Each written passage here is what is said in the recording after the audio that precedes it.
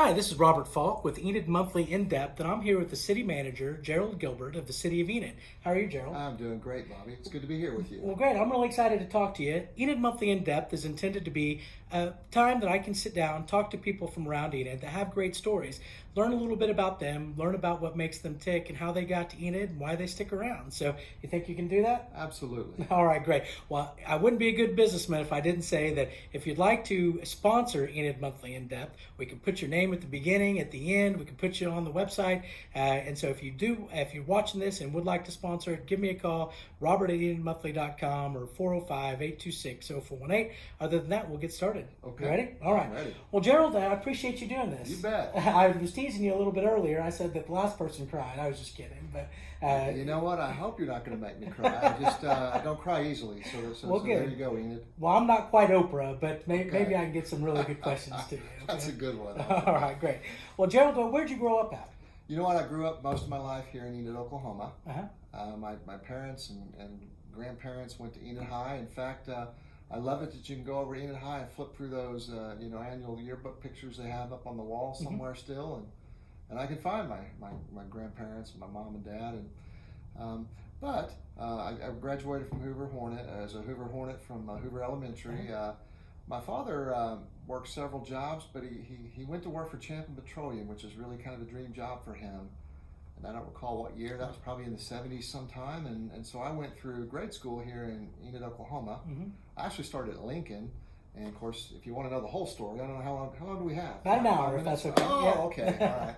Well, hey, I ended up going to first grade and part of second grade in Del City because we moved away there. Dad was working. But long story short, we came back to Enid because that's where we're from. So I went to Hoover, graduated as a sixth grader there, and was ready and set to go to Waller. And Dad got his dream job as a field gauger, but it was in the Crescent, Oklahoma area. Mm-hmm. So it's not a small town, not too far from here. So I ended up going to high school, junior high and high school in Crescent, Oklahoma. Graduated there as a Crescent Tiger.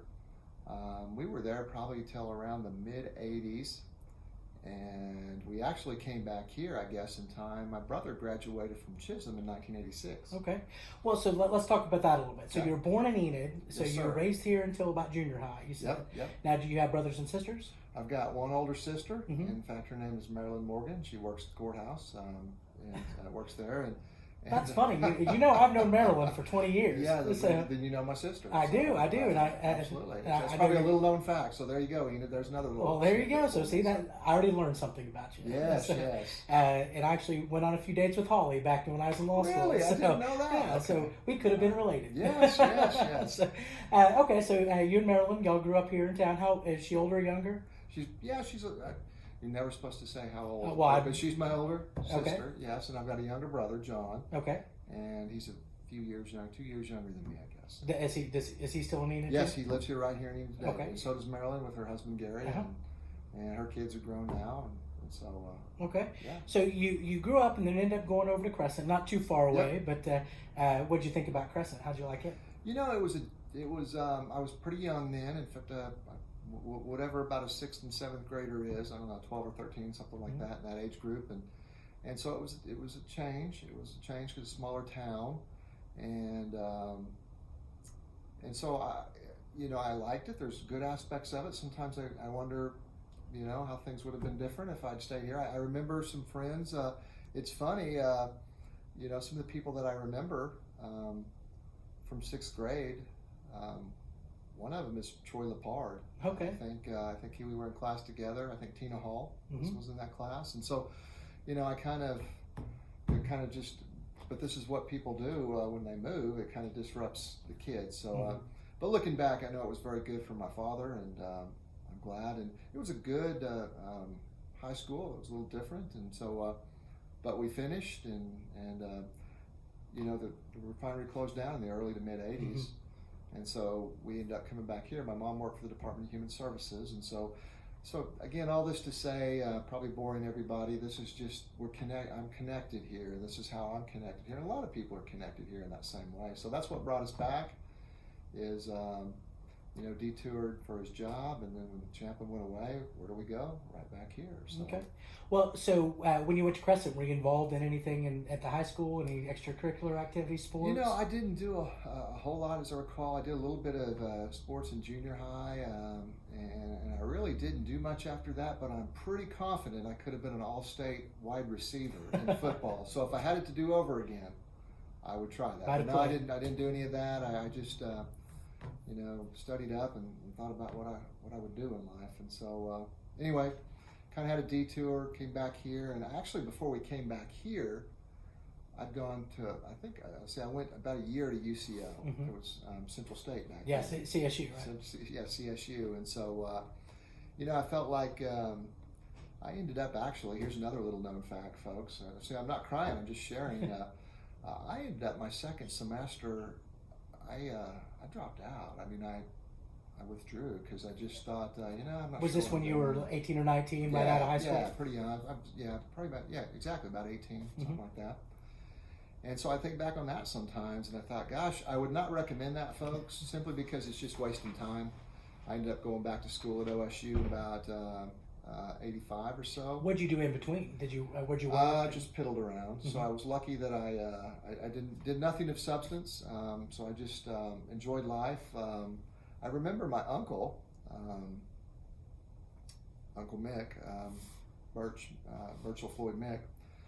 He had a real estate business here in town. People may remember Wheatland Real Estate and Auction, and that was my uncle, my aunt and uncle. And so they had a little venture one time. It ended up being unsuccessful, but it was in Colorado. It was called, they bought I don't know if they bought it or what, but it was called the Balloon Ranch, and it was one of those places you do air balloons, and they changed it because they were looking to do a timeshare type thing. Mm-hmm. And so it was called the Fellowship Ranch. So anyway, and some of you probably know, I know Jerry Allen, Commissioner Allen, if you're watching, knows David Mick, my cousin, who's passed away now very well. I went up there and messed around up there, just nothing, just enjoying life, but quote unquote being caretaker type up there. Messed around doing stuff like that for about a year. I actually worked at McDonald's. Learned a lot at McDonald's when I started out. And I remember when they opened the store in front of Oakwood Mall, back when Oakwood Mall was still pretty vibrant. And I remember I started working there before they even opened the store, because one of the odd jobs they had me do was I'd go out there with this power washer and clean their parking lot before they opened. Oh. But my main job after that was making the biscuits. And so I take for the pride, sausage biscuits? Yes. That's what I always get when I go for breakfast. And I take pride in that because back in the day, they had the premix, they had the measuring cup with the little red line, and they had the jugs, 1 gallon jugs of buttermilk. And so you can figure out it's still not that hard, but they don't even do that now. They get them, I don't know, Sam's Club or someplace. And so I always enjoyed that. Now I will tell people, they never let me be a cashier, and I never figured out if that's because I didn't ask or they figured out I wasn't cashier material. Uh-oh. So you never know. You never know. So you did some odd jobs, kind of tooled around. Decided you wanted to go back to school with Oklahoma State, right? Yep. Okay. So how old were you then? I was about 20. Mm-hmm. Okay, so it wasn't very long before you decided you needed to get back to college. Yep. Okay. Yep. Were you in a fraternity or anything like that? No, I was just what do they call them? GDIs. GDIs, or something like that. So, did you enjoy your time at OSU? I did. Yes, it was enjoyable. It was big because you got to remember I went to Crescent. Mm-hmm. We had 50 people, I think, in the graduating class. Had I gone to Enid High, I don't know, they're in the thousands, I think, or high hundreds anyway. And so that was a little different going to Oklahoma State. But I remember at Crescent, in about 11th grade, I had an accounting class, and it really made an impression on me. When I went to OSU, I thought I was going to be an engineer. Mm-hmm. And I ended up, for those of you, I think you spent a little time at OSU. Right? I did. I'm a good cowboy. Yeah. I was on the 5-year plan. Well, 4.5-year plan, but I knew I was going to law school, so I figured I didn't want to just piddle around for a semester, so I piddled around doing golf, wine tasting, things like that. So. There you go. So, I took chemistry 13-14. I don't know if you had that class. It was a general study thing, and I think that changed my mind on engineering, because converting moles to milliliters and pain. Junk like that, I thought, and that was the easy one because you had to take 15-15 and progress on up. And so, but you were okay with the math. You just didn't like the. I was okay with adding, adding and subtracting, and and so really probably didn't get any hard math yet. It was just chemistry that made me think, maybe this isn't for me. So then I thought, okay, well, I'm going to do accounting because I like that. And then somewhere I got sidetracked because I thought there were some hard classes in accounting, and I thought that I kind of liked economics, just kind of just talking about, supply and demand and those curves and things. And I had some success at it, and it looked like it was, quite frankly, an easier path. And so I ended up finishing in economics with a degree in about '89, and I finished, and I knew even before I finished, by the way, somewhere along there, I joined the National Guard and gone through ROTC, so I knew I had some obligation. Was that the ROTC there at OSU? Yes. Okay. Yeah, Foundry Hall. And I don't know what the exact stat is, but something that was interesting about their military-based programs there is that a significant amount of admirals have come from OSU. Wow. Which is odd, don't you think? And so, well, I was going to say we had one here. This is for you, Eric, Admiral Benson, but wait a minute. No, it was Captain Benson. That's what I'm thinking. But, okay. But, he would have liked to have been an admiral. Yes, sir. And love you, Eric. He was the admiral of City of Enid for a while. Yeah, absolutely. There you go. Absolutely. So you joined but it was the Army ROTC? Yes, okay. Army ROTC. And so, interestingly what made you decide to do that? When I joined the National Guard, and actually when I joined, there was a group, Russell Singleton was in the group. Of course, he's still here in town. Russell, his brother's over a captain of the police department. And let's see, who else is in my group?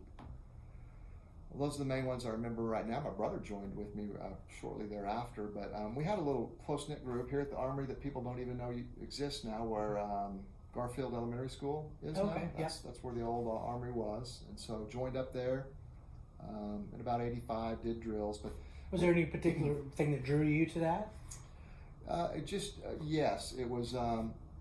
when I went to Central State, and I always felt bad because I mentioned that I dropped out and I just didn't apply myself as well as I should have. I felt really bad about that because my parents, who are both gone now and I miss very much and love very much, they paid the bill for me. And I thought, golly. So I thought, what can I do? Because I wanted to be more independent. I don't want to be a burden on anybody. I want to be able to pay my way. So I was looking through a magazine somewhere, and you know how those recruiting magazines, they always make it sound like, they do. Man, it's like Hollywood there. So, you're going to do this. And so I go in, and I never dreamed. They're pretty good there because I didn't think I was this susceptible to stuff. But I think I'd signed a contract like almost the first day that I talked to him, and that's not always the best thing to do.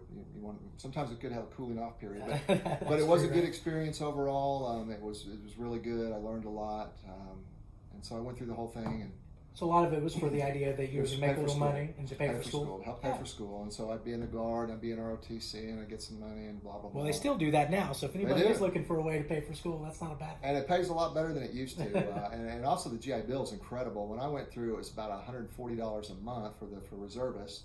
It's something like $300 or $400 or more for a part-time soldier, a reservist that you do weekend duty and stuff. Well, you're probably a tad too young for Vietnam, right? Yeah, that was before my time. Yeah, I figured. Thank you. So was that did that play any role or thought about it after really. the guys coming back from Vietnam? Not really. I've got a great deal of respect for Vietnam vets. If anybody hasn't read the book Black Cat 2-1 by Lieutenant Bob Ford, you ought to read it. He's a hero. The city's got a video with him and Doug France, another hero that did something about the memorial wall. But anyway, really I didn't. No, it was just the idea of trying to be a little more self-sufficient and trying to learn some skills, some life skills, and feeling like I'm, I always think sometimes this is probably not the right way to say it, but think, well, I'll get in the military and they'll make a man out of me kind of thing. And, I was already a man, so I did learn a lot of good stuff and had some enduring relationships. Some people right here that I've served with, Bill Burkhart, who is the assistant fire chief. We served together for years, and he's retired now, and I'm retired from the National Guard. So it's great, it's gratifying looking back on all those experiences. But it all started way back then. Yeah, well, that's interesting. That's something. My dad was in the Navy and in the Army during Korea, and so didn't serve a whole long time because he got injured in the Korean War. But that's one thing I've always regretted is not doing, not spending some time with National Guard or maybe being a JAG or something like that. I've got some people I really respect that do that, and so that is one of the things I look back on and regret. So I'm glad you got the opportunity to. Yeah. So you were at OSU, did the ROTC program there, graduated at first with you said not accounting, but a degree in economics degree. That's right. Yes. And then, but you decided you wanted to continue and do something else? Well, I started thinking about life after I finished my initial military training. What am I going to do for a living? And I just didn't see a whole lot of jobs for economists, and I didn't really picture myself as being an economist on TV or doing something like that, or being like one of the guys that I'd seen at OSU, one of the professors that was the econometrics guy. So I thought back to accounting. I think it was about 15 hours away, and I thought, well, gosh, if I go to a summer school and one more semester, I'll have an accounting degree. Mm-hmm. So I did that. I did my military training stuff first, and then I came back, and I think in 1990 sometime or something, and finished up with an accounting degree. And actually what I did, I guess, is thinking back, it is my life, but it's been a while now. So I ended up figuring that I would just go to summer school in one more semester. So I graduated in about December of 90 or something like that. Heck, I don't know. I have to go back and look at the diploma now, and worked that around training. I think I had some training after that, and then I was ready to go into the workforce in the about 91. Okay. So that's kind of where it brings us to. Were you ever deployed with the National Guard? I spent 33 years in the National Guard as a part-time soldier, and there were several instances, or very early on, there was Operation Desert Storm, Desert Shield, I think is what it was called, yes, back in 1991.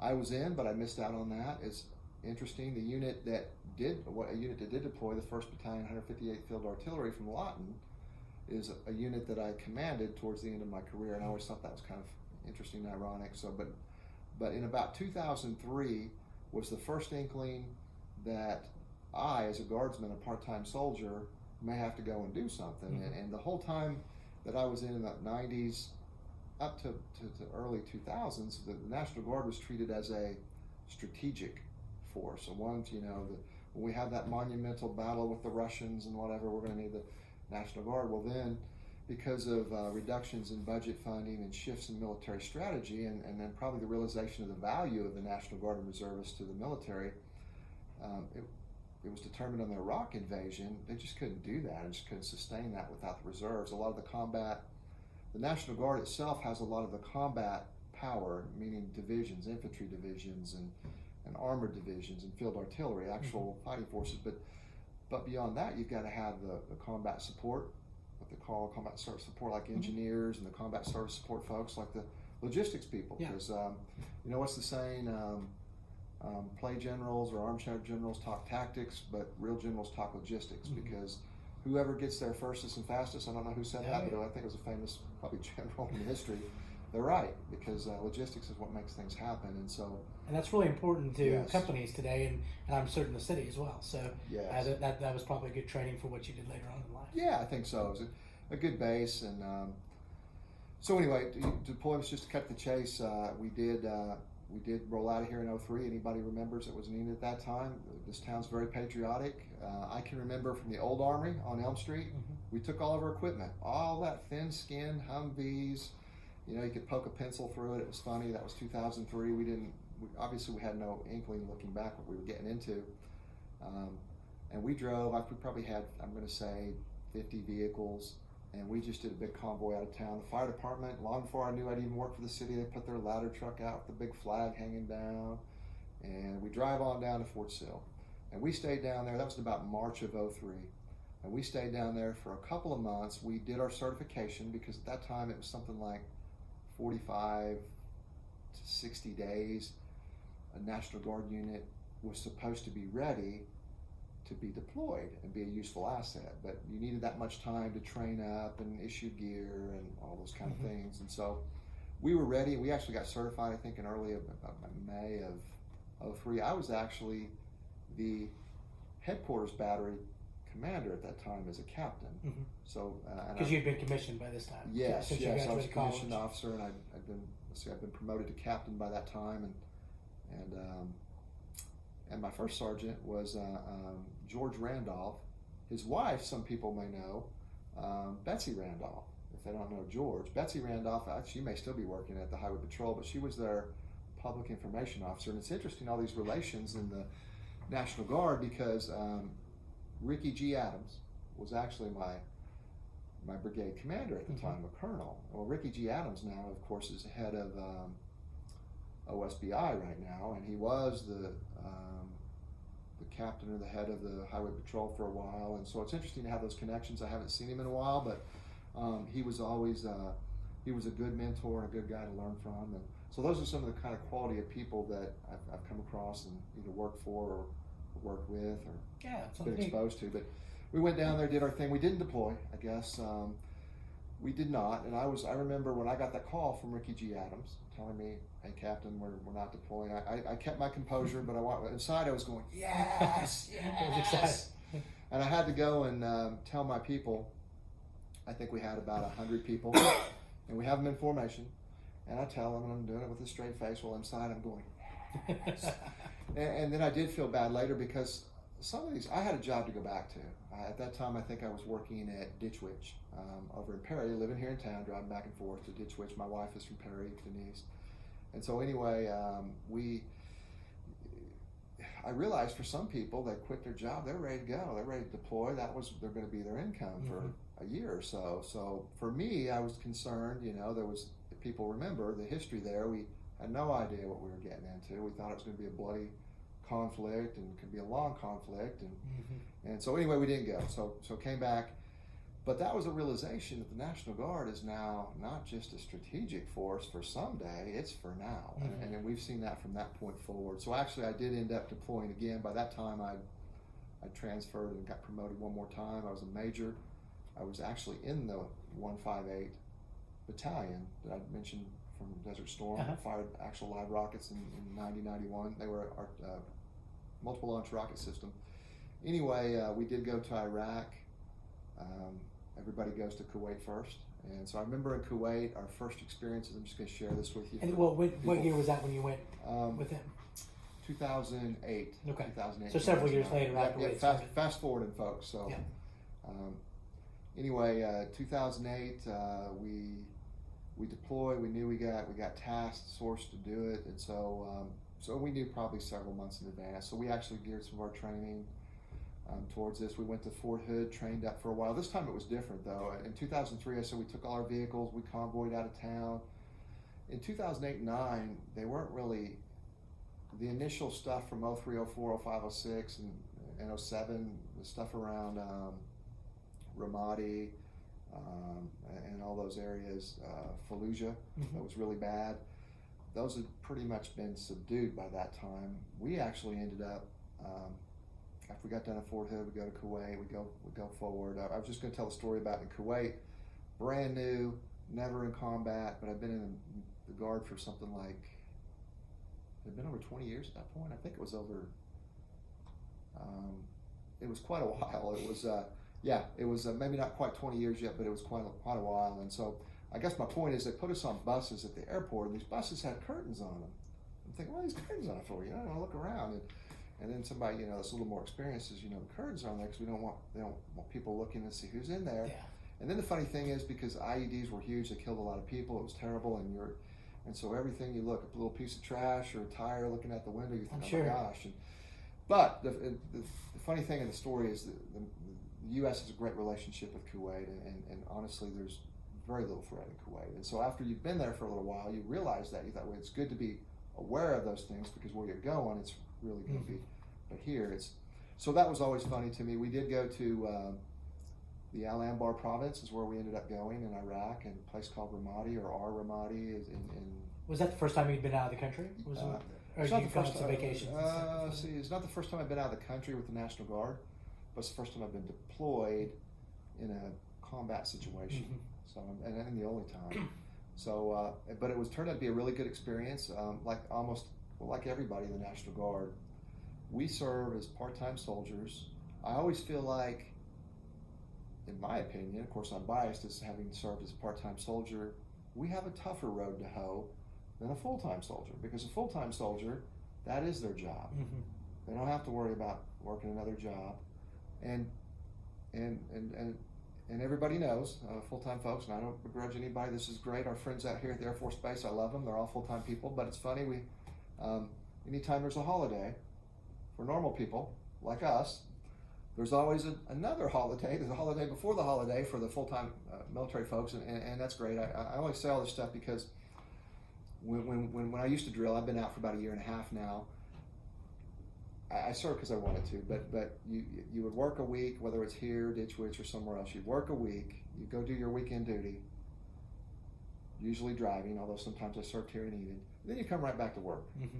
And the full-time guys, whether it's the full-time guys in the National Guard or the full-time guys at Vance Air Force Base or Fort Sill, Oklahoma, they definitely have schedules. They do their work, but they have routines just like we do, unless they're in combat. I mean, they get up, they do their PT, they go eat, they report to the office, they do whatever they do. But if you try to find them around, I don't know what their official stop time is, but I wouldn't wait till 3 or 4 o'clock in the afternoon if you want to find them. And so I don't begrudge any of that. I just only say that because it's an interesting story, because to me, part-time soldiers, I have the greatest admiration and respect for, and we have to have them. But they have to work a full-time job too, mm-hmm.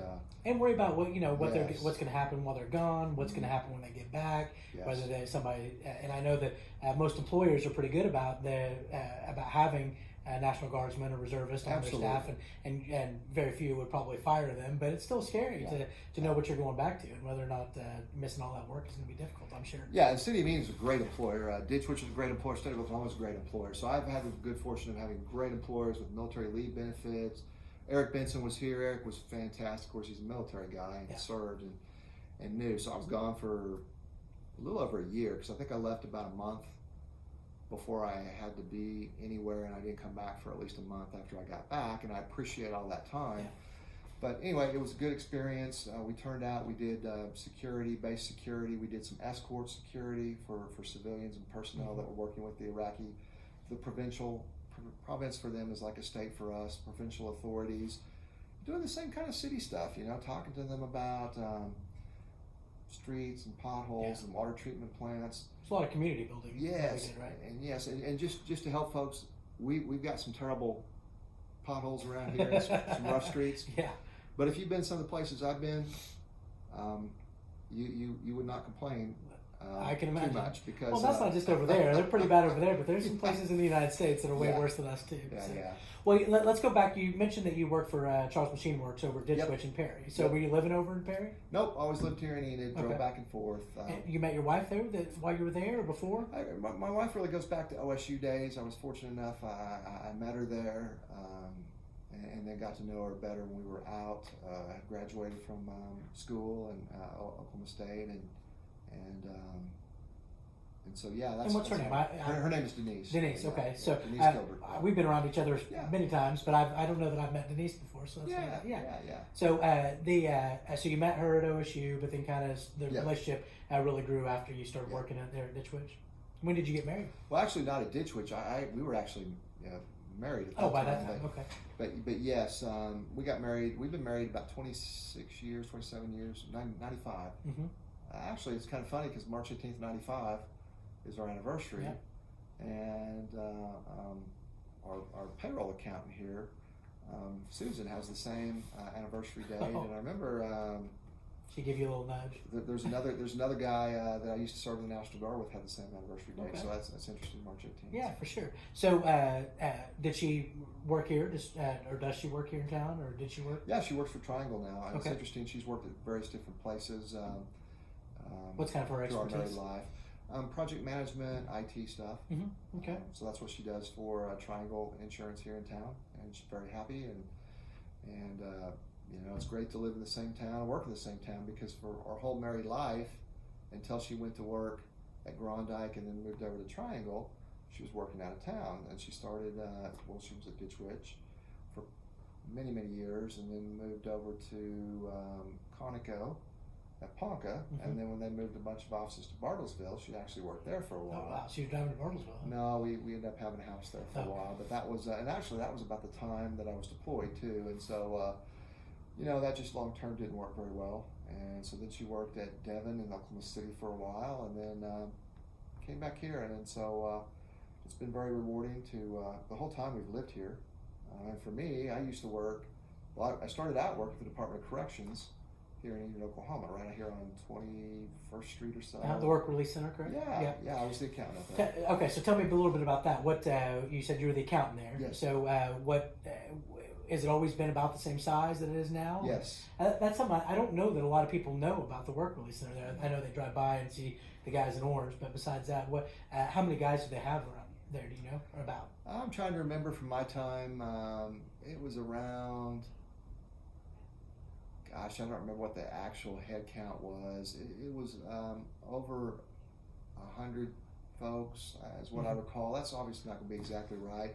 Most of the people that I knew from the time I worked there have retired. I think there may still be a few there, but I'd be remiss. It was my very first job, and the superintendent out there was named Janice Melton. And when you go and get a job, I remember I told you I'd gone back, got the accounting degree, and then finished my military training, and then I was ready to get my first real job. And so, I thought, it was, I guess I thought it might be easier than it turned out that it was. And so it was probably, I think it was 7 or 8 months before I, quote unquote, got that first real job. And it was kind of difficult and challenging and discouraging at times. And so I remember my mother, who had worked for the Department of Human Services and worked there for 13 years, had said, well, son, you need to look to try to get on with the state. So I did, and you try to figure out what you're qualified for, and you take a certain proficiency test, and you get a grade, and then they have you available. So if agencies reach out for people in certain zip codes or something for that kind of whatever you took the test for, qualified for, yeah, then they come up with a list of eligibles and they send you letters. I got a letter out of the blue one day from here about an accountant position. Come interview. So, well, great. And so Janice Melton, I don't want to get off the screen. Sorry. Janice Melton was the person. I interviewed with her. I can't remember. I think I probably interviewed once or twice. Probably twice. Anyway, I got the job. Lucky enough to get the job. Yeah, that's right, because I had to go through a panel first and then an interview with her. I fondly mentioned Janice Melton. She lives in Alva today. Best boss I ever had, from the perspective of you were motivated because you felt like she cared about you, she cared about the mission, and she conveyed that in a way that made you, that motivated you, and plus she gave me my first job. And so that was great. I actually, she went on to become the warden in Alva when they built the new Bill Johnson Correctional Center. Oh, that's where I recognize the name, yes. But that's where I had heard the name from. And so I followed her up there, and that was kind of a little nerve-wracking, because I thought, well, I don't know if she'll hire me again. But she did hire me again. But I was driving back and forth. So I worked up there about a little over a year, and I think it was about a year and a half. And I always feel bad. I don't know if Janice, if you're seeing this, but I think highly of you. And I'm sorry I had to leave, but it just wasn't working out, and so I'm pretty sure the drive was I'm pretty sure you wouldn't hire me a third time, but that's okay. What was it, the drive? Was that the reason why? Yeah, it was the drive, and my wife was working at Ditchwitch. And, okay. And like I said, I'm always from Enid, so I mean, this is where I want to be. And like two boats passing in the night, right? Yeah. Working two different ways. So you after you resigned from there, you came back to Enid and were working for where? Well, I went to work for Ditchwitch, which is why which is why, and so my wife is working there, so you can see the connection there. And I went to work there doing at a little division called Subsite. And so instead of driving Alva an hour and 15 a day, I drive to 45 or something to Perry. And for those of you that don't know, that Charles Machine Works starts at 7 a.m. Was your wife going with you? Were you at least riding in the same car? Yeah. Well, see, that's nice then. Yeah. So most of the time, unless you're fighting. We did that. So we did that for quite a while. I worked over there for about 8 years, I think, and she worked for something like 11. And what I did was a little bit of IT accounting work for the division called Subsite, and they had a software system called Fourth Shift, which is they call it a manufacturing resource planning tool or something. And so I did that for a while, and I actually then came back to the City of Enid and went to work here. I've worked here for about 16 years. What was your first job for the city? My first job was the chief financial officer, but there's always a story. You want to interview me, I did. That's I'll right. give you a story. Give me. That's what we're here for. Give folks insight here. I remember in about '99, I was always a good consumer of the local newspaper. Loved to get the newspaper the old-fashioned way. Go pick it up, take the rubber band off, flip it open, read the headlines. Even back then, it seemed to always be about the city, just like now. It's where the hottest thing going. So you read about the city. And I remember one day, this was about '99, there was something about it was, I think at the bottom it said something about Carrie Slater resigns or something. And Carrie's working for Hammer Williams right now. So Carrie, if you're watching this, I'm glad you went where you went, and I got to come here, and it worked out. So anyway, I thought, I'm going to apply for that, I think, but I never did. But I thought, and so I never did. But I thought to myself, I kind of like people make excuses sometimes. I say, well, I just didn't get around to it. But next time I'll do it. Maybe a little nervous about being told no. Right. Well, and speaking about telling no, when Ditchwitch, when the 911 happened back in 2001, it affected the whole world. And so manufacturing was downturn. I worked for a manufacturer that we went through a couple layoffs. And so I did look for some other things during that time because I thought, well, I could get laid off. And now, fortunately, my wife and I, we did not. But I actually interviewed at the city for an accountant position at that time. And I always think about that. I've told the story a few times, so this won't be news to everybody, but it's kind of funny because I interviewed for an accountant job, and I think my downfall is I'm sure I was too cocky because I got out of that interview. I came home. I said, "This is my job." I parked right next to the phone, waiting. Okay, I'm gonna get that phone call. You know what happened? Phone didn't ring. Phone didn't ring. Phone didn't ring. And so anyway, after a while, I figured out, well, I guess I didn't get the job. Yeah. I'm glad that Ditchwitch didn't lay me off. So anyway, kept on going. And then about 2004, I see, again, my friend in the newspaper says, who was the finance director? Well, I guess it was Carrie. I'm sorry, it was Carrie in 2004. It was, it was the guy that went to Atwoods, was here in '99. So when Carrie left in 2004, newspaper dutifully writes an article. I think, okay, I said I was going to do it. I'm going to do it. This time I did it, and I came and interviewed, and I remember I did get a phone call, and I came and interviewed again. I interviewed one time. I interviewed with everybody that I would be supervising. So I had something like 5 or 6 interviews with different people, and I was fortunate enough to get selected. I remember Jerry Irwin was the city manager at the time. So Jerry, I always praise your judgment and selection of people. You did a fantastic job, and I really love Jerry. He was really good. I learned a lot from him. I got a list of his pithy sayings on my door in my office still, and I see him from time to time. Kiwanis Club. Hope he and Barbara are doing fine. And anyway, the rest is history. I did this for a while, and then about. Now, how many different city managers did you work for after you took the job as CEO? I really worked for just 2. I worked for Jerry and I worked for Eric Benson. Okay. And so Eric came next. 2 totally different styles of management. Yeah, 2 different people, which was actually good to learn under 2 different styles and 2 different people. Mm-hmm. Eric is a very, very gracious, good person. People that don't get to know him or don't know him well enough, or have seen only maybe one side of him, probably don't know that, but he's very good man, good leader, very loyal. I appreciate, Eric, everything you've done for me. I remember one of the things Eric told me when he was going out and he knew I'd been hired, and he told me that something to the effect, Jerald, you're never going to have to worry about me second guessing you in the public or the newspaper. And he's been a man of his word. Is he still in town? Oh yeah, he lives in town. I occasionally see him when I go to the coffee group from time to time that he actually got me going to, and I know he's busy. He's been an interim city manager or in several other cities like El Reno and Shawnee, and I haven't talked to him recently, so I don't know what he's up to right now. But I know he's always contemplating those kind of things because I think he really likes it, and he has a lot to contribute.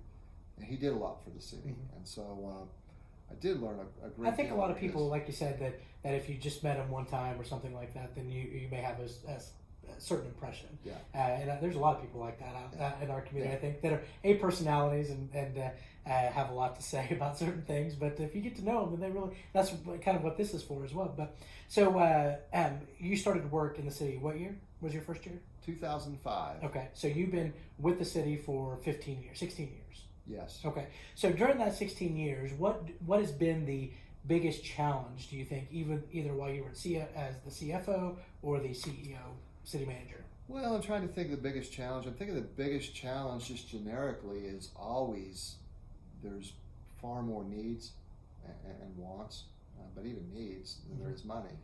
And so that is difficult, trying to prioritize, and that creates friction. How do you, because you make the proposal to the city commission's the one that ultimately makes the decision, because we have a strong city commission form of government, correct? Well, we have a council manager. Council manager, yes. So they get to decide the final budget, they get to hire and fire the city manager. Yes. So they've got the ultimate power and ultimate decision making, but they probably rely on you significantly for the advice. I hope so, yes. It seems like it, right? Yes. And so with a different city commission group, does that make it difficult to get across your priorities, or what you think it should be the priorities, or has it been pretty smooth in those 15 years? You know, it's been challenging. It's been rewarding. I've learned a great deal. I always say, kind of to be funny, but also it's true. When I was the finance director for 10 years, and only a short time, probably less than 2 years with Jerry Irwin, and most of my time with Eric, 7 or 8 years, something like that, 7.5. I truly was insulated from that. Even though I went to council meetings and because they were dealing with hard questions like that. Okay. Yeah. And so I didn't really fully understand what I was getting into. Really, I just political wise, and just job challenge wise and stress wise. I just knew that I felt like I had done a good job as a chief financial officer. I had come back from being in Iraq in 08, 09, and had continued to serve with Eric for another, till he retired at the end of 14. And he actually announced his retirement pretty far out, like a year and a half early. And so I remember when he announced that, I thought, I think I might be interested in that. I'd actually served as the interim city manager between Jerry Irwin and Eric. Okay. And I did not apply at the time Eric came, because I felt like I just didn't have enough experience, and I think that was right. And so it was good for me to learn under Eric and learn his approach to things, and that boldness and brashness is good, certainly in certain situations, and it's what it's needed to move the city forward in some instances. And I always remember with Eric, I thought from day one, I remember, because my office was right next to him, and I'd see these people coming in and out, and I thought, what's he doing? Because he's got so many meetings. But I figured out what he was doing. I know even better what he was doing now. He was building relationships with people, and that's all that really matters. As a CFO, you don't really need that or have that sense. Your job is to get the bills paid and to balance the books, right? Right. Well, that's interesting. So, what during that time were there any? And I didn't grow up in Enid, so I came here in 2004. But I didn't really, I didn't pay a whole lot of attention for the first 5 or 10 years that I was here. What were some of the big projects that you guys did during that time with Jerry? With Jerry, with Jerry in the first couple of years, Jerry Irwin, just thinking back, for me, I was probably just getting my feet on the ground as the finance director. You'll remember that towards the end of the 90s, Jerry had replaced Bill Gamble. And, when you mention Bill Gamble, people either think probably good or bad. Well, he's the one that got the city back on the right track, right? Yes. Because they were going, Yes. but I don't know if bankrupt's the right term for a city, but they were not doing well. Right. Bill Gamble, you could say, righted the financial ship. But he had to make some unpopular decisions, from what I understand, right? Okay. Exactly, and exactly. He did that I think he was here for about 5 years. Clearly, you can see the city made a tremendous turnaround. So he accomplished what he had accomplished. By doing some of those things, as you mentioned, he had to make some unpopular decisions. A lot of those involved personnel, and so though in the end, I think that toll built up, but he left the city in, I believe, very good financial condition, and I was a benefactor of that, as was Jerry and really Eric for that matter. And so we just continued on in that. So really, I probably, it was only about I served 2 years. I think Eric officially started about January of 07. Okay.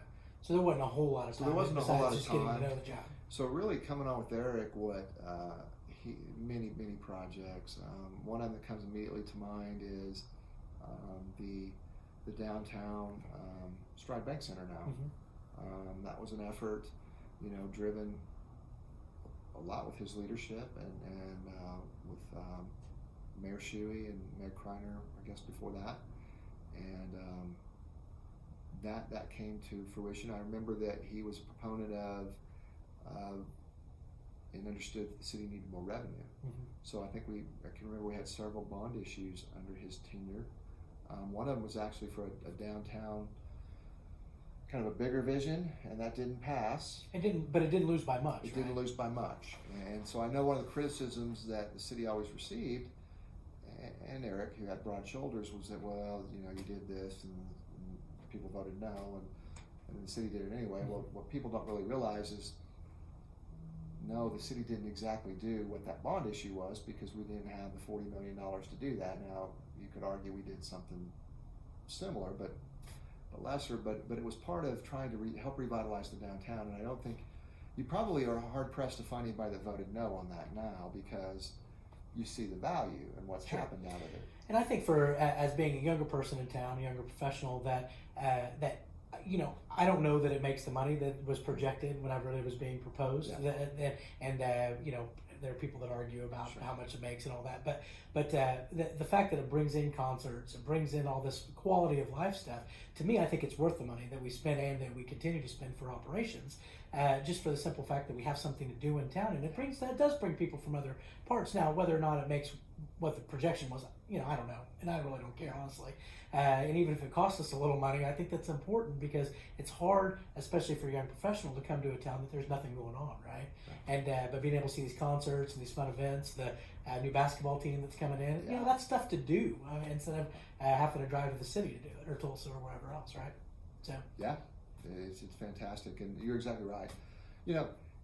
The argument is it may not make money directly. It does not make money. And it may never make money. It's if you're comparing the revenues that are generated from these concerts and things and events, people pay to use the facility versus what it costs to run the contract and have the people over there, it's about a $300,000. Yeah, you got to look at the tax revenue for people coming to town, eating, buying gas, when you add that hotels. You generate over $1 million, probably significantly more than that. And now with more pieces being added, the downtown hotel is very close to being completed. And it's funny because you laugh, because we've all been talking about it, but I've been in it, and I was in it today. It's actually got furniture in the front. It's got it's so close. It's funny because people complain about everything, and they go, "Well, that's ugly." And some people I saw on Facebook, and some people, it's a hotel, it was meant to be kind of a modern-ish kind of fun hotel, because it's in an entertainment area, an entertainment district, and I think it's only going to do good things once it actually gets open. And I do know that based on people that I've talked to about conferences and conventions for different AMBUCs and different groups, that they've been dying for something like that. We tried to put on a regional conference for AMBUCs, but there wasn't any hotels, and we didn't want people driving across town to get to the meeting spaces and the dinners and that sort of thing. So I'm really excited about that. I think that's going to really increase use of the convention center and that sort of thing. Is that the projection? I would think. Yeah, it's a 96-room hotel. It's going to be open on or around May the 1st or earlier. I'm confident of it. As everybody should know, the ownership's getting ready to change. The closing date, I don't think has firmly been set yet, but it's going to be likely within a couple of weeks or less.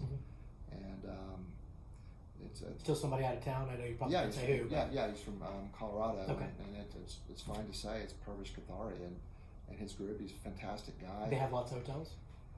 His group has several other hotels. This one he's going to own himself, and he's just a fantastic guy.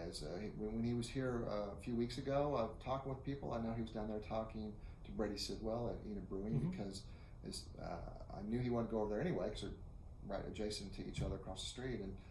But this guy's been a Fortune 500 exec for lots of companies, and one of them was Coors. Yeah. And so when we talked about going over there, I remembered, oh yeah, did you talk about Coors? And he did, but Purvish is such a great guy. Purvish is interested in having Brady and Justin's type of beer at his little bar there. So he's just going to be really, really good for Enid, and so it is going to open. It's going to be great. But that was a piece of the downtown, and you see all that, and you see some of the new restaurants. Rodney Britton getting ready to open his new restaurant, and it's just so the city. So that's a vision that Eric Benson helped get. Lead actually and get going, and along with the ball field and some of the other restaurants and development.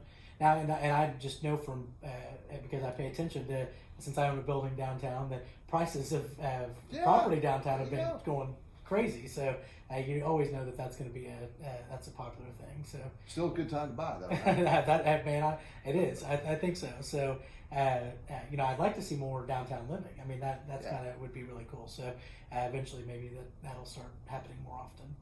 Now let's talk a little bit about one thing that I was really interested in that didn't make it and lost by a little bit more than what the downtown issue was, the bond issue that was going to be passed to do the stuff on 30th Street, the new ball fields and water park and that sort of thing. So do you, now that lost pretty big, right? If I remember right, it's like 60-40 or something like that. Something like that. I don't recall exactly, but. So what do you think the challenge was there? Because I mean, you talk to people in the community, especially people with kids, then I mean, they said that's something that is desperately needed. What do you think was the challenge to get that passed? I think it could have been buy-in, just not enough gathering input and buy-in. I think everybody did everything with the best of intentions there. That's what I think happened. It's hard to know. I mean, I remember when the Call Lake issue passed, everybody was telling me there's no way this is going to pass. Of course, as you know, it passed with 67 or 68% of the votes. A lot more than I expected. Yeah. So, sometimes you just have to tell why. I do know that over time, those needs still have to be addressed. And so with the new soccer park, that takes away a significant part. That's a real, and that's a mostly private but partly public partnership, right? Now we're doing some infrastructure work and things of that nature for them, but it's mostly private.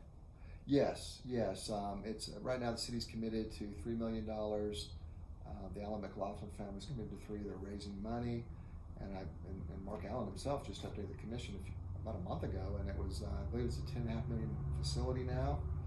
And it's going to be fantastic, and I think it's driving some discussions about maybe other facilities that the city needs. And of course, there's always a discussion of the water park, and Champlain Pool, as everybody knows, is way outdated, way past end of life. And I'm sure I remember being a little kid. You said you didn't grow up here, but I remember being a little kid at Champlain. I thought it was pretty cool back when I was a little kid. But then it's kind of like watching an old movie that you watch as an adult, and you go, why do you think that was that cool? So. Well, that's the same way with the water, the pools that we had in Oklahoma City, in inner city Oklahoma City. As you know, we'd walk to the pools, but looking back on it, all those are torn down now, either replaced with splash pads or nothing. And but they had pools all over the place in the city back then, but they're just really expensive to run, obviously. So and liability, of course, and all those things. So, well, that's really interesting. So you think it was a buy-in issue more than anything? Not that we don't need it or want it. I think so, and I really don't know. I just. It was just. That was during Eric's term, right? Yes. Okay. What about the street bond issue? Was that called something? That was also Eric's term, and that's another leadership thing that Eric brought. The city hadn't passed a general obligation bond in 40 plus years from the time that passed. I believe that was 2008, and that was 2008. Yeah, I think it was 2008. And we did have 3 issues. I think 3 questions on there. 2 of them failed. 1 of them passed for the bridges, and the streets that they were going to take out Randolph and stuff. Right, that one did not pass, and I don't know why, because if you ask people, just like on the sports, they say, well, we need streets, and in fact, I hear it's the number 1 issue. It's the number 1 thing people want. And back then, it was focused on Randolph all the way through 4-lane, and I guess some people didn't agree with that. Enough people that voted didn't agree with it, so we didn't do it. I don't even recall what the 3rd issue was, but I think it was about streets too. And the bridges, we always kind of chuckle here at City Hall. If it wasn't for the fire truck going through the bridge, that one, who knows, that would have passed. And we needed it. And we actually got, it was passed to do 7 bridges, I think. We ended up getting 11, I think. That they weren't totally all new. Some of them just had new bridge decks. I think we finally expended the rest of the money we had on that when we did the redecking on the Root Bridge by the golf course in between Cleveland and Van Buren. And so it was a tremendous thing. It ran 5 years, and it was roughly, it was $5 million or whatever it was. And it was really good. I remember there was some criticism because initially it was going to be a 20-year thing or something, and then we shortened it to 5. And I remember some people coming in and criticizing the city, but it was the best way to do it because people pay a little bit more for 5 years, they get done with it, and we move on, and we do the project, and instead of trying to pay for it for 20 years. Was there, I know we're significantly leveraged or with our bond issues with regards to the water. Is there any talk about maybe trying another bond issue in the next few years for Yes, roads? I think there's certainly talk. There's certainly plenty of need. Now, just to be clear, the city spends millions of dollars a year on roads, right? Yes. And I think I see $6 million or something last year. Yeah, around 5 million plus. Okay. Depends on what you count as a street work, because the street work really isn't just the street anymore. It's moving the water line out. It's buying the right of way. It's putting in new utilities. It's all the sidewalks that go. And so there's a lot of related things that the money goes for too. But when you add all that up, it's $5+ million, which isn't a whole lot. It's not a whole lot, but it is. I mean, at the same time. So now new road construction from right here, it used to be about $1 million a mile, right? And so I'm certain that some of this is repair work and things of that nature. Now it's kind of funny. We were in in Edmond for a tennis tournament last weekend, and my daughter loves Taco Bueno. Just misses the Taco Bueno here like crazy. And so I always have to go get Taco Bueno, and I was complaining about Edmond streets, which is one of the more wealthy cities, because they don't have the middle turn lanes, and so the traffic is horrible in a lot of the area there. And so, anyways, so I'm glad that when we build new roads here, that they've got the middle turn lane on these major roads. Good, that's a positive thing. Well, that's really cool. So, what about so you had these projects? Some of them worked, some of them didn't. Probably learned some lessons over why they didn't work, I guess. And do you think some of that's communication? What do you think is the biggest reason or biggest lessons you learned from some of the things that didn't work? Well, I think communication's critical as you assess the needs for what's needed. Generally, I think people have a tendency. It's unfortunate. I probably had it before I worked for the city. They generally have a tendency to be distrustful of the city. And somehow that stems from either a bad experience they had or somebody else did and they heard about. I don't know. But frequently people say, well, I pay my tax dollars, why don't you fix this? It's a good question, but part of that education and the answer for that is if folks had any idea how much it costs to do things, not just to pave a road, but to have a street department of 20 people. Yeah. I mean, it costs $1 million plus a year just to have that. And so it's very expensive. So, well, for instance, here's a really good one that I was just talking to Commissioner Zell the other day, who you'd think would be super in favor of recycling and street side recycling, and he explained that it's outrageously expensive, and number two, isn't really effective. So all these other cities that have street side recycling, where you can just drop your stuff in a bin, that a lot of that stuff just goes to the dump because it costs too much money to separate it, and it's more of and so I thought that was really interesting, the idea that people think something like that would be good, but financially and for other reasons it doesn't make sense, right? No, it really doesn't. And Commissioner Zell, in case people don't know it, is a fiscal conservative. He is. Because I've watched him over 8 years, and so he has probably been the most fiscally conservative commissioner I've seen in my 16-year tenure. So that's interesting. But yeah, it just did, because when I lived here, when I still got the blue boxes in my house, in my garage, that we used to stick out the curb, and they'd dump them somewhere in a trash truck and dump the stuff on the floor right here, and then people would sort it out. Well, that's not even very efficient. So it's much more efficient to have a place for people to take it. And I realize it takes effort from people, but if people are really interested in recycling, then it takes some effort. Because you're talking about a whole separate crew, you're talking about gas, you're talking about maintenance for those vehicles, all that other stuff. So it kind of the balance just doesn't. And I wouldn't have ever thought that until I talked to him about it, because it just doesn't work, Bobby. And I was like, okay, it makes sense. So, so right now, besides the communication, because that seems, I see all the time people say, well, I didn't know about that, nobody told. And what do you think why do you think there's such a challenge in trying to let people know what's going on, or is it just kind of a general idea that some people just want to gripe?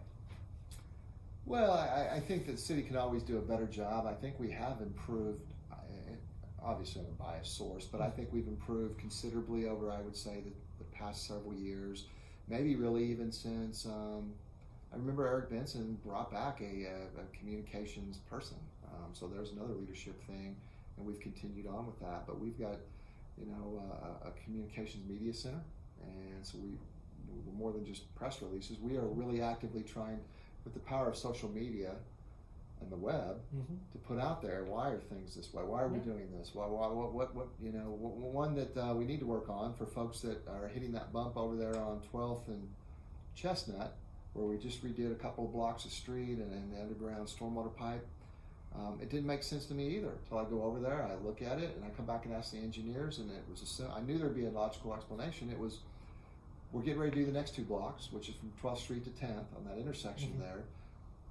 And they had hard decisions to make when they're fixing that. They made the decision, I think it was the right decision, to bring it back to the original elevation of the street, because the street had several layers of asphalt on it and stuff. That's why there's a bump there now, and it's I know it's annoying. I need to call Lloyd Kaufman because he's reached out to me. And so sometimes, in fact, most of the time, there's probably a good almost reason. Almost there's a logical reason, but it may not seem logical. And we, unfortunately, we were not ahead of that one, and so. But even if we had been, I do think that something that I've learned, you can't get too focused on. If I spend all my time looking on different Facebook stuff, trying to absorb the criticism, respond to that, I wouldn't get anything else done, and it wouldn't be productive, because a lot of the folks, you can try to explain stuff. Exactly. So I don't know anything about arguing on Facebook. Yeah. So probably it's just better to just do the best to explain and go on trying to do things, because trying to do good things. Well, the media thing is a big deal. Like I guarantee you that more people watch city commission meetings than ever have, just because they can see it on they can look it on their phone, or if they got something interesting that comes up, and for whether you agree with it or not, there's been much more participation in city council meetings over the last year or two. Do you find that now? I mean, sometimes I watch it and I feel like the dialogue kind of gets off topic or off the point sometimes. But do you feel like that's a positive thing? Yeah, I think it's great for people to be involved. I think so because if they understand, or if they contribute, or if they feel like they have buy-in, or even if they don't agree with it, but they at least get to know some of the people. You can build some relationships and maybe have some more trust. And it's great. It's great to have them involved. I jokingly say our ratings were really up starting about last July on this mask mandate stuff, and it's something nobody ever thought we'd have to deal with. And so from cities to businesses to everybody having to navigate this thing. And I was just down visiting I had lunch with Tony Zacuti, and I was really interested. He was talking about some challenges he has, and I was really trying to help him on some stuff. But I was interested in him. As a person that had come here from Albania, and I see how successful he is, because sometimes I wonder about. He doesn't know this yet, but he's on my list. Oh, is he? Okay, good. Because I think I'm not always going to be the city manager, and I'm thinking about what will be next for me, and I'm really getting exposed to very successful people, and so I'm trying to figure out, what do they do that's made them so successful? How do they think about stuff? And so I had a good chance to talk to Tony. He'll be a great one to talk to, and just visit about some philosophy stuff. And I should have written it down. I'll remember some of it, but thanks, Tony. I had a good lunch with you. I bet you remember most of it. You seem the kind of person that remembers a lot of it. Well, so if you had a regret over your time for the last 15 years working for the city, is there something that you would have wished past, or you would have done differently, do you think? Is there something you can think about professionally that way? There's all kinds of, I can think of zillions of things, but I guess I shouldn't say zillions. I can think of challenges, whether it's with people or issues, but it's difficult to say, well, I wish that hadn't happened, or in a perfect world that would, I'd make that go away. But it's kind of like I've heard people say before, if it wasn't for all those experiences and going through those things, would I be the person I am today? Would I have learned what I think I learned? Would I have benefited? So I don't know that I don't know that I could point to one thing. I guess I could probably. It depends on what you'd want to talk about, but one of the things that was challenging for me, thinking about just working with my bosses, the commission, the city commission, the 7 commissioners, that was an interesting experience. You remember I said that I didn't fully know what I was getting into, and sometimes I laugh and think, well, if I knew I was getting into this, it wouldn't have been worth it. But I knew I was really kind of tired of doing what I was doing, and I want to do something different. And so personalities are important, and so whether it's me as a city manager working with the city commission, or me working with the city staff or the public or particular people, there's going to be times when we're going to disagree, and that's just life. And so I think back on some things that, well, I'll just use some recent examples. When I think about all the divisiveness that the mask stuff has brought, and in the hard feelings that people have about people like Commissioner Exell, or about me, or about Carol Lehman, or about I don't know who else, George Pankinen. You know, I think about, they're just people that live here, that are doing the very best they can. If it's me, I'm a paid employee. I'm doing the very best I can. Our commissioners are doing. They don't get paid, folks. They don't get paid. that's the biggest. They volunteer their time. They spend a lot of time for free getting yelled at by people, and a lot of it they don't have much to do with. They're one vote out of 7 or 8, right? Yeah. So and they're not perfect people. I'm not a perfect. You're not perfect. We're not perfect. So we have issues, and so as we do that, I just think that unfortunately things like the mask mandate sometimes. I think things get taken too personally, and I think that sometimes maybe, it's all of us can get passionate about things. Commissioners can too, and sometimes that can be taken.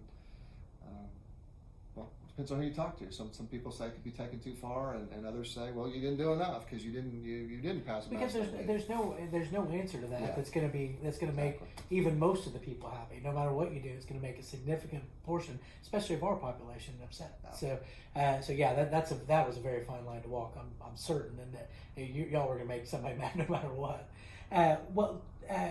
Now for me, just from the outside looking in, the significant, very large bond issue for the water seems like that would be something that would make my tidy whities curdle, just being scared for the future. Was that something that was, and I know you strongly believe it was the very right thing to do. I'm not trying to ask you whether it was the right thing or not, but is that something that you are a little nervous about, or that maybe that doesn't go the way you want to? Maybe a few years ago. Just a lot of money. That's the biggest thing that the city's taken on, and maybe ever, right? Yeah, it's the biggest project ever, $317.5 million. Does that keep me up at night? No, it really doesn't. Maybe earlier on, working through some of our difficult challenges on that, maybe, but we're at a very good place now. A really good example, to me, even better than Call Lake, was the district. The downtown. District, the Cleveland and Garriott development, because when that was taken on, and Eric took that on as part of his leadership vision to help redevelop an area, and working with Ricky Hayes and working with Jeff Williams from Hunt, and it sounded really good. We redeveloped the whole area, and it had actually been tried before, and I only know that because I lived here, and so I remember reading the newspapers in the 90s when the Nicholses and Skaggs Albertsons or Alpha Betas tried it, and it was it's difficult. There's 48 houses there, you got to acquire them all. Now Nicholas had most of them, and so we always knew we'd probably be able to get them from them, but it's getting those other 23 that individuals own, and that would turn out to be very, very challenging. So that went on long after it started with Eric, and so that one. But now was pretty pressure packed from my perspective when I was in the seat, because until we, thank you Kyle Williams and your company and Alex and Dawn and Jeff and all those people. Which it took a little persuasion, but it's been a great for Enid. And well, it's going to be good for them too. So I think it's going to be a win-win for everyone. So until we got over that with them, that was really stressful, because the people want. Because you have millions of dollars in it, right? Yeah. Okay. And then the criticism about you buying property, you got nothing. And 5 years from now, I don't think you're going to find nobody that would have voted against. No, even now, to me, that's so low stress now. Even when people talk about the movie theater, it's we're still working on movie theater, and when the right thing happens, nobody's worried about it now, because it's going to happen. Because look at that, there's a Jiffy Trip, there's a Colton's, there's a Hideaway, there's going to be a bank there. It's over the way over the tipping point now. It's really cool. And my daughter loves the street lights that they design. Oh, yeah. I mean, it's gonna be a really cool deal. Or I mean, it already is, but it's even gonna be cooler. Now, one of the challenges that I see is that, and I even posted about it today, was that we have jobs open everywhere. Oh, yeah. Enid is open for business. And I even said, if any of my friends from outside of Enid want to move to Enid, I guarantee I can find you a job anywhere from packing at Advanced to accounting jobs at No Man's Land that were advertised in the last couple of days. And so that seems to be a significant challenge, is getting employees to move to Enid. Do you think that's because of our location, the housing? Is a little more expensive than you would expect for a town of our size? What do you think the reason for that is? You know, I do think that the location creates challenges, because there's no question, anybody that's in the construction industry knows it costs more to do stuff here, and that's not because we can sell your stuff necessarily for more in Enid, Oklahoma. It's because a lot of contractors from out of town have to come here. You got mobilization costs, etc. I remember when Brent Swadley was talking about coming to town here. He tried to go out there by Atwoods, and I know that they can build a new place. Yeah, and I know that was shocking for him. Some of the costs just to clear the land and then extend utilities, and I'm really glad they decided and ended up buying the old Western Me too. Anytime you can get that infill. Yes, infill. And I know they spent a lot of money there. He did a fantastic job on that. And I think everybody loves it, and they're one of our good advertisers, so we appreciate the Swadleys. Good, yeah, good folks to work for, and good place to eat. So yeah, I mean, development is challenging and difficult, and having, you got to have people, and so we're a little isolated, and so that's good. I think you know, I live here because I want to live here. I don't have to live here now. When my parents were alive, I wanted to be here, and I still want to be here, but I don't have to be here. You don't have to be here. We're here because we want to be here, and so I think that's why it's a great place to raise kids. That's the reason why I'm here. It's a big enough community where there's things to do, but it's for me that, I mean, everybody knows my daughter. If she does something crazy, then I'm going to know about it within 30 minutes, probably, if not less. So, well, let me ask you this. So, what is your do you have a vision for the next 5 years that you would like to see us do, expand, do something a little? Do you have a big idea that maybe that you would just love to see if we could finance it? You know what? I don't know if it's a big idea. What I would like to see happen over the next 5 years is that the city makes big inroads into improving infrastructure and improving our customer service and the climate for business here. And I know we've gotten a lot of criticism, and we're working quite a bit, making some incremental changes in how we do things and how we approach things like the development process. And so I wouldn't say that's a big, massive, splashy idea, but I would say that, you know, when you look at things that happen, whether it's you growing old and looking at yourself in the mirror or looking at the town, a lot of times it's not necessarily the big changes that make the big difference over time. It's making small changes consistently over a long enough period of time. And so in 5 years, you look back and we've paved, you know, hopefully many dozens, if not, I guess I can't say hundreds, but many more streets. I know our focus with our big ideas are focused around our comprehensive plan, and downtown is one of those big ideas. And so the hotel coming to fruition is another piece of that big idea. So I think further downtown development. I think what Kyle Williams is helping spur with the Christmas tree thing is just going to drive more stuff. That's a pretty big idea, and I think there's going to be some improvements around that. And the people that come to town on that are going to continue to spur more development and more investment in the downtown area. So that the West Garrett shopping area and our industrial parks on the east side of town, and including the airport, are really our focuses. So do I have one big project to tell you about right now that is, no I don't, but probably focused on those ideas that are in our comp plan, improving our downtown area. But you find the comp plan online if you really did want to look, right? Yes, it's about this thick, so be prepared to read it over. Is that the 2030? Is that 2014, 2020? Is it 2030 or 2025. It's 2030. You're Okay. right. It's 2030 because that's already 2021. I So know.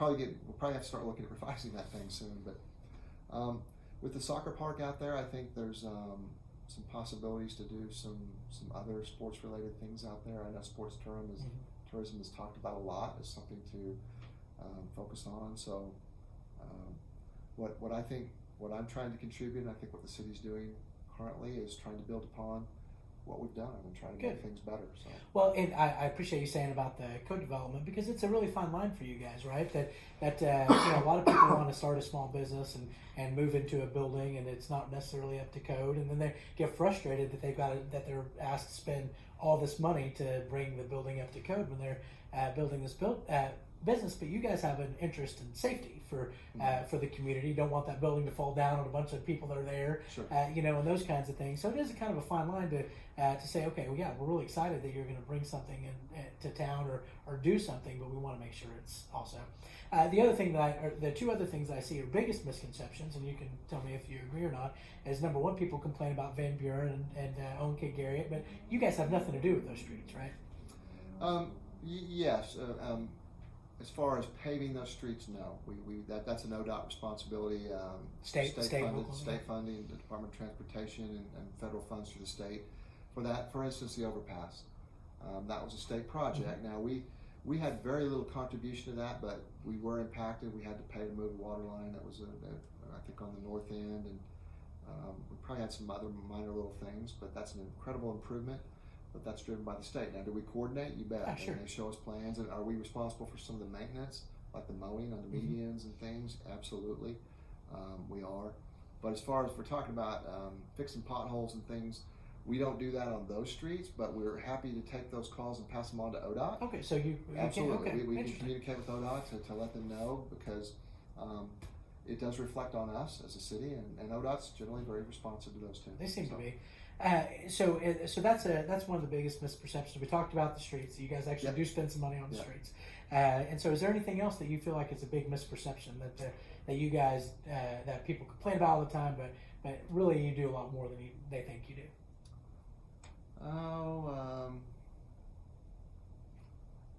I can't think of anything right now. I'm just trying to think of something to help wrap this up, and I think one of the things that I've seen in local government is we want to help make a difference, and we want to make a positive difference, and I think we do that through our role of building infrastructure, repairing infrastructure, helping set a positive business climate through the right amount of regulation and obviously good customer service, trying to help people accomplish their goal, help them to get their building permits approved and their site plans and those kind of things. Obviously we do public safety. So having said all that,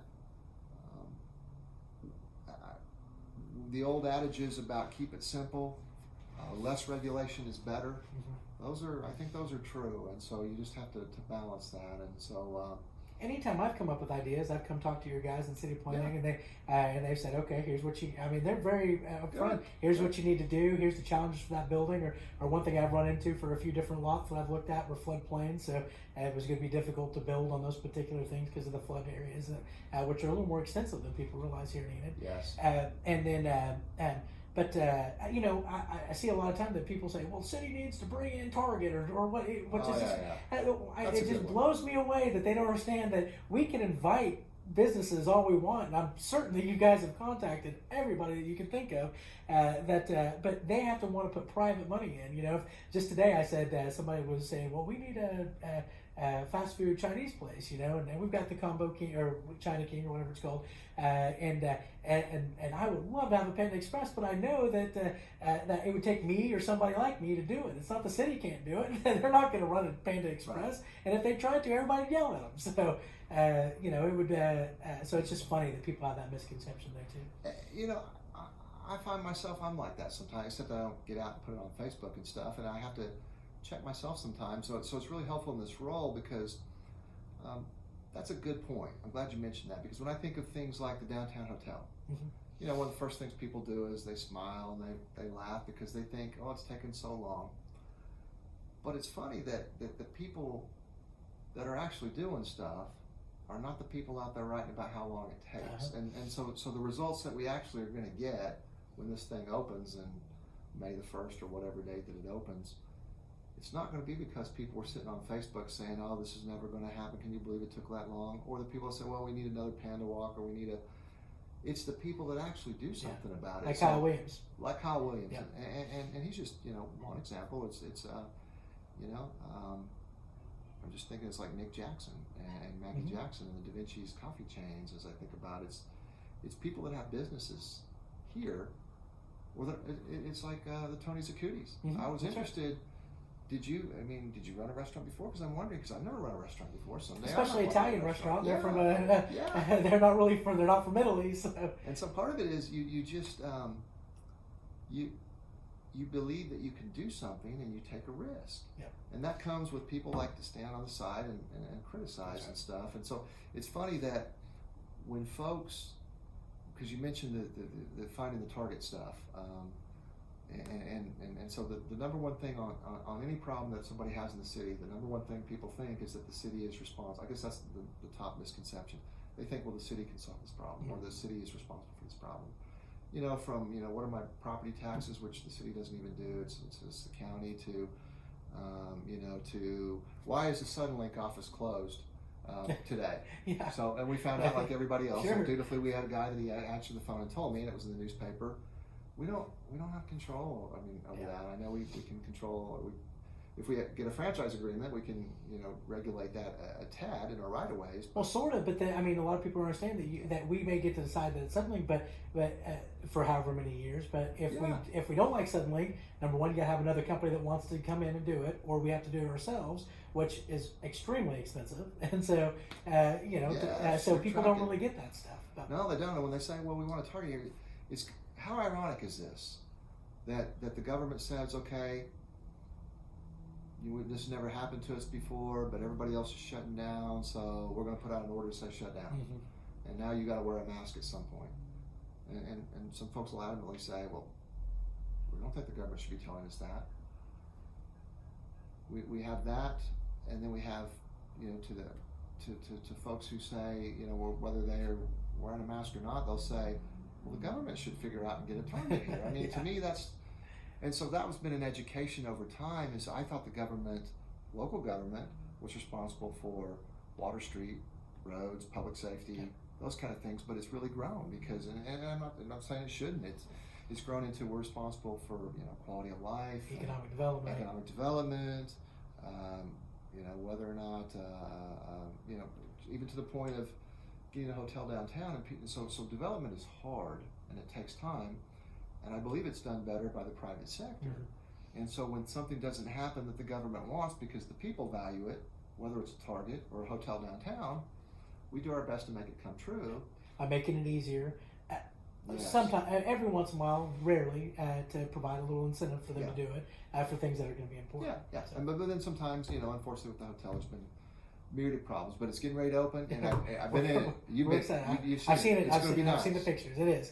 All right. One more prediction before we go is when people actually get to stay in that hotel and go in it, it won't be one thing. It won't be. It'll be less than 2 weeks, and people will forget about how long it took. I think. I remember I learned that from our esteemed former Commissioner Van Hooser, because I remember when he was wrangling in the commission and they were going to do away with Pegasus, and he might have said this at council meeting too. I think he said something about when people were complaining, well, Pegasus, blah, blah, blah, blah. He said, give it 2 weeks, nobody's even going to remember Pegasus. So, and which is probably true, yeah. Mostly there are some people, I'm sure, that kind of... I'm sure. But that's nostalgia more than actual history, public service. Like saying, is that a public service? So, well, I want to end on, I know you guys got 4 dogs, according to your bio. So, you still have 4 dogs? I'm down to 2. Down to 2? Well, you got to update your bio. I do need to update my bio. Yeah, I'm down to 2. What kind of dogs were they? They're lab mixes. Okay. And rescue dogs? One of them came from the pound, and one of them I was just out garage selling with my wife.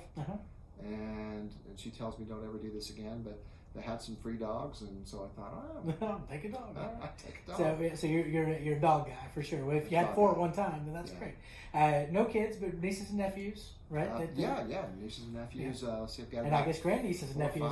Yeah. Yes. Yeah. Absolutely. Well, cool. So it sounds like do you have any hobbies that you really enjoy doing? You know what I love spending time at my house. I've recently become very partial to my grandfather's 1965 four-door Chevy Chevelle, and so I like old cars. I like fast cars. So I'll be going to the Corvette show this weekend. So for people looking for something to do, and I love that's in the Enid event calendar that we've got in the Enid month. I love fantasy football. Okay. So for me, there's football season and then the off season. Yeah. So we're in the off season. You're right checking now. out your who you're going to draft next year. Yes. All right. So fantasy football. You like the fast cars. You like hanging out at the house, doing piddling around there. Yeah, I like fixing stuff with my hands. And I'm not very good at that yet, but I'm trying. Okay. And Well, that sounds really cool. And so one thing I do need to do, and there's probably plenty of people that can help me, is I know there's talent inside of me, and I want to learn how to play a musical instrument. What do you have an idea of which one you want to do? Probably more than one. Probably I don't know which one's easiest: guitar, piano, or know. drums. It's all Greek to me. Okay. My daughter is a fantastic piano player at 12, and I get up there and I tink, but I've got no rhythm. I've got no so whatever you decide to do, you'll be better than I would be. So. Right. But I really appreciate you doing this. I hope people got too. to know you a little bit. I got to know a little bit about the issues with the city and the challenges that you face, and we hope you're around for a while. So Thank you very much. It's appreciate good to you. see you. Yes, sir. All right. Thanks.